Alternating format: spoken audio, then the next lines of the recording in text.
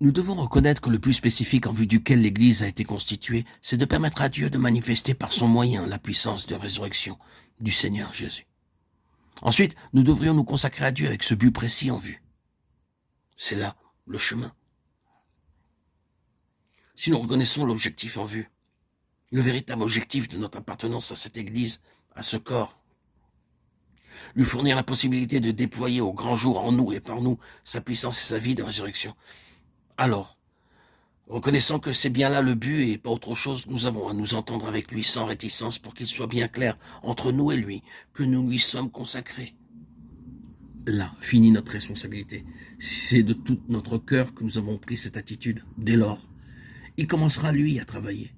Il ne sera pas plus possible de nous ressusciter nous-mêmes qu'il nous est possible de nous crucifier nous-mêmes. Mais nous ne devons pas perdre de vue que toutes ces voies à notre égard ont cet objectif-là, manifester la puissance de sa résurrection. À cet effet, il devra souvent nous conduire par des chemins obscurs, mystérieux, inexplicables.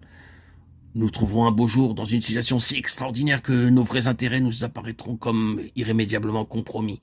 Nos circonstances seront telles qu'aucune ressource humaine n'y pourra plus rien changer.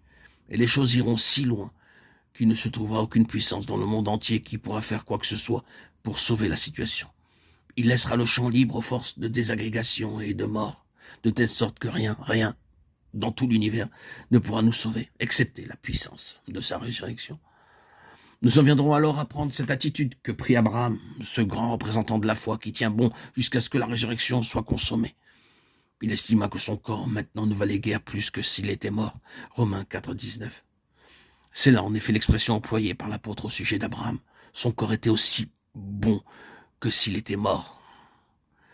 C'est la même expérience à laquelle Paul lui-même fera allusion plus tard, quand il dira en parlant de sa vie, « Nous en avions fait à part nous le sacrifice pour apprendre à ne pas nous confier en nous-mêmes, mais en Dieu qui ressuscite les morts. » 2 Corinthiens 1, 9.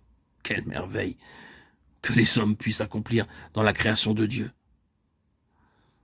Ils s'arrêtent impuissants quand la mort fait son œuvre. Ils ne peuvent plus rien faire alors.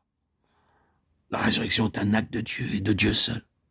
C'est magnifique ce que les hommes arrivent à faire quand ils peuvent opérer sur quelque chose de vivant. Mais quand la vie s'est éteinte, il n'y a que Dieu qui puisse intervenir.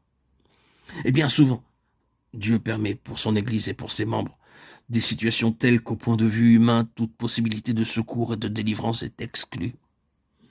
Et s'il se comporte ainsi, c'est simplement pour faire une démonstration dont il veut se réserver toute la gloire, sans que l'homme puisse y trouver la plus grande occasion de se mettre en avant.